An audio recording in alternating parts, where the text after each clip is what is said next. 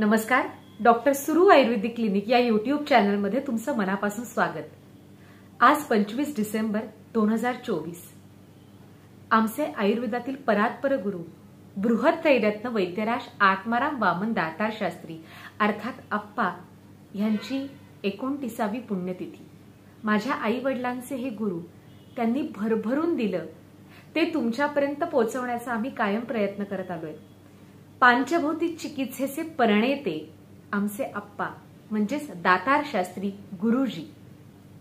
आप्पा कायम गोकुळाष्टमीच्या दिवशी त्याच्या आसपास कॅम्प अरेंज करायचे, वेगवेगळी सत्र आयोजित करायचे. तेव्हा किंवा गुरुपौर्णिमेला त्यांची आठवण होतेच होते, स्मरण कायमच असतं.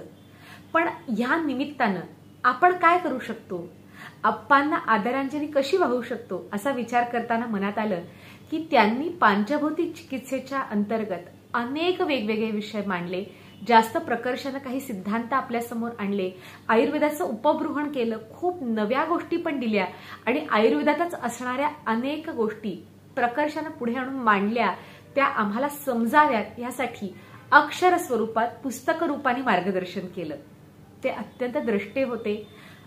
क्लिनिकल डॉक्युमेंटेशनचं त्यांना महत्त्व माहिती होतं, त्यामुळे त्यांनी अनेक गोष्टी लिहून ठेवल्या. त्या तर आपल्याबरोबर कायमच असणार आहेत.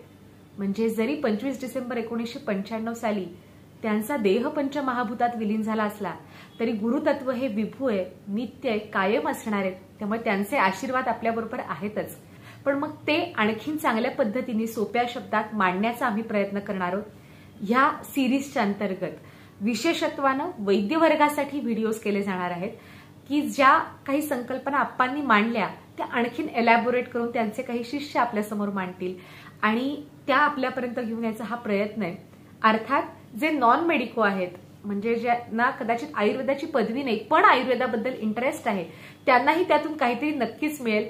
तर ह्या सिरीजची सुरुवात करूया आजच्या भागानं, ज्यामध्ये वैद्य प्रशांत सुरू सर, आप्पांचे लाडके विद्यार्थी, जे त्यांच्याकडे गुरुगृही राहून शिकले, गुरु सेवा करून त्यांच्याकडनं ज्ञान घेतलं, प्रत्यक्ष शिकलेले आहेत, ते आपल्याशी आज आप्पांच्या एका विशेष संकल्पनेबद्दल बोलणार आहेत. औषधी सेवन काल म्हणजे औषधं कधी घ्यावी याविषयी आणि त्यातल्या एक विशिष्ट संकल्पनेविषयी. ब्रह्मानंदम परमसुखदम केवलम ज्ञानमूर्तिम द्वंद्वातीतम गगनसदृशम तत्वमत्स्यादिलक्ष्यम एकम नित्यम विमलमचलम सर्वधी साक्षीभूतम भावातीतम त्रिगुणरहितम सद्गुरुं तम नमामि. गुरुर् ब्रह्मा गुरुर्विष्णू गुरुर्देवो महेश्वरा गुरु साक्षात परब्रह्म तस्मै श्री गुरवे नमः. मंडळी, आजचा दिवस हा एक विशेष दिवस आपण सगळ्यांसाठीच. तारखेच्या हिशोबात बघायला गेलं तर आप्पांना जाऊन 29 वर्ष झाली देहाने. त्यांचा देह पंचत्वात विलीन झाला. त्यांचं दिलेलं ज्ञान, आत्मा या सगळ्या विभू गोष्टी आहेत आणि त्या आजही आपल्या सगळ्यांना आधार देतात, सांभाळून घेतात आणि वेळ प्रसंगी अडचणीत सल्लाही देतात. त्यांचं द्रष्टेपण हे वेगळं सिद्ध करायला नकोच. रोजच आठवण येते, सतत आठवण असते, पण काही विशिष्ट गोष्टी आल्या ना की आप्पा आणि आप्पांची बोलणी आठवतात. किती वेगवेगळ्या गोष्टी आप्पांनी शिकवल्या, या सगळ्या गोष्टी आपल्या समोर आणायच्या आहेत असा आम्ही प्रयत्न पण करणार आहोत. पण तरी सुद्धा आज एक विशेष गोष्ट सांगणार आहे. द्रष्टे आप्पा, ज्यांनी शास्त्राला स्वतःचं काहीतरी वेगळेपण दिलं. आप्पांना बृहत्त्रैरत्न पुरस्कार मिळण्यामध्ये त्यांनी मांडलेल्या अग्निसंस्थेचा विचार, अग्निसंस्थेची केलेली परीक्षा आणि त्या संदर्भातलं त्यांचं स्वतःचं असणारं योगदान हा खूप मोठा भाग आहे. पण त्यातही एक वेगळेपण जे मला वाटतं ते छोटंसं आपल्यासमोर आज मांडायचा प्रयत्न करतोय. औषधी सेवन काळ आपल्या सगळ्यांना माहिती आहेत.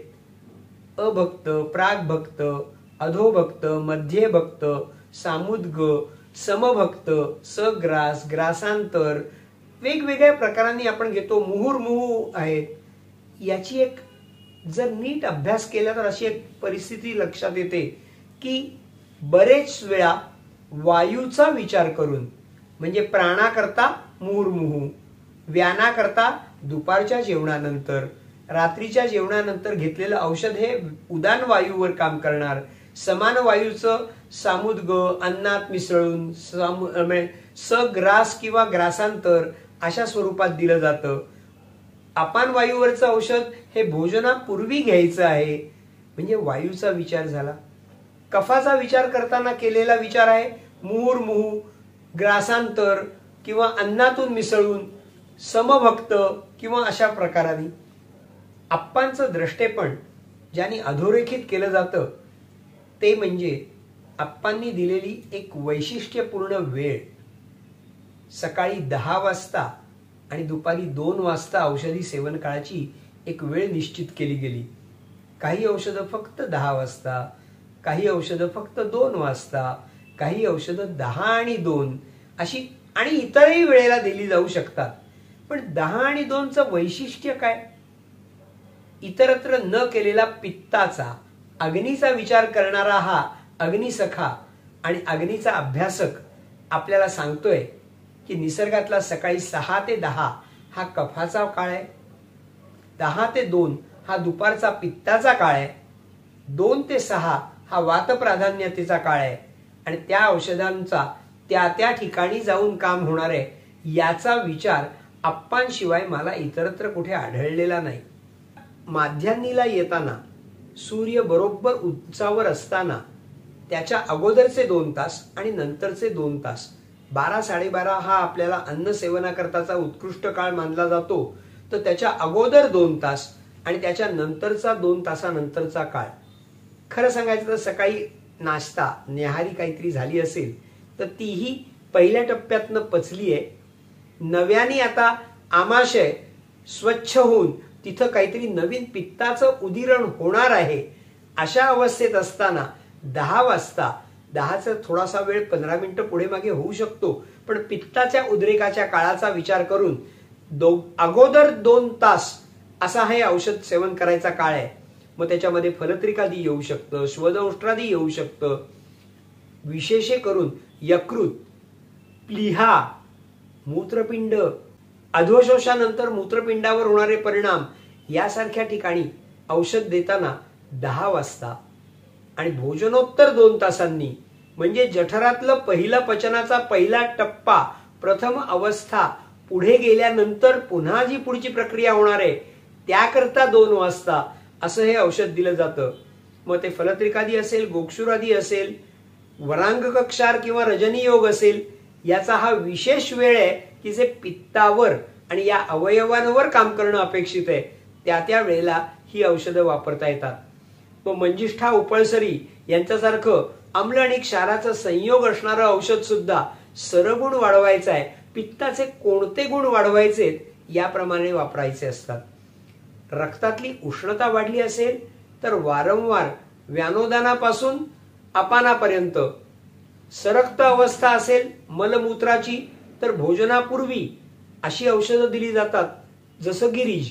पण या व्यतिरिक्त श्वदंष्ट्रादीसारखं, हरळूसारखं औषध ज्यावेळेला मूत्राशी निगडीत किंवा पित्ताशी निगडीत असणारं, नाभिस्थानाच्या परिसरात वेदना असेल अशा ठिकाणी काम करणारं औषध असेल, किंवा तिथला क्लेद, मेद, स्वेद यांच्यावर काम करणारं चातुर्थकासारखं औषध असेल किंवा इतर, तर ही औषधं या 10 आणि 2 या वेळेला देण्याचा अप्पांचा आदेश आहे.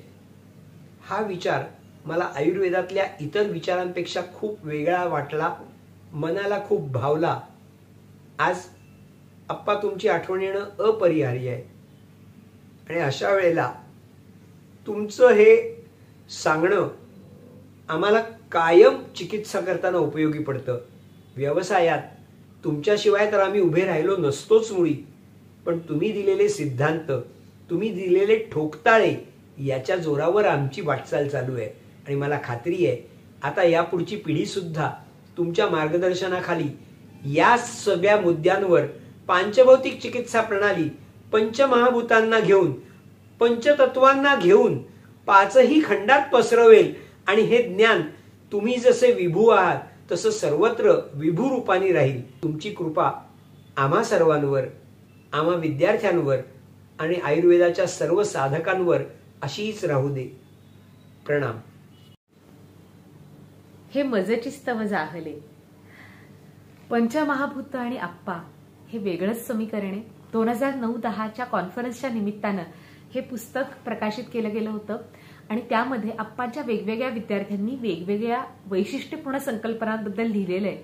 अनेकांची अनेक पुस्तकं उपलब्ध आहेत. मुळात आप्पांची एक ग्रंथसंपदा आहेच आहे, पण काही वेळेला त्यातल्या काही गोष्टी ज्या त्यांनी शिष्यांना प्रत्यक्ष शिकवल्यात त्या तुमच्यापर्यंत पोहोचवण्याचा आम्ही मनापासून प्रयत्न करणार आहोत. तुम्हाला कुठल्या कुठल्या संकल्पनांविषयी विशेष जाणून घ्यायला आवडेल हे आमच्यापर्यंत नक्की पोचवा. ते विषय मांडण्याचा, तुमच्यापर्यंत आणण्याचा आम्ही प्रामाणिक प्रयत्न करू. आम्ही निष्ठेने आयुर्वेदाचा अभ्यास करू आणि पांचभौतिक चिकित्सा प्रणाली जास्तीत जास्त लोकांपर्यंत पोचवण्याचा अत्यंत प्रामाणिक प्रयत्न करू. आपले आशीर्वाद आमच्या सगळ्यांबरोबर, वैद्य वर्गाबरोबर आणि हे बघणाऱ्या सर्वसामान्यांबरोबर असू देत. धन्वंतरीची कृपा असू दे. सगळ्यांना आरोग्य लाभू दे. सर्वेपि सुखिनः सन्तु. आप्पांच्या चरणी मनापासून आदरांजली, मनापासून नमस्कार. गुरु कृपा राहो, माऊली कृपा राहो.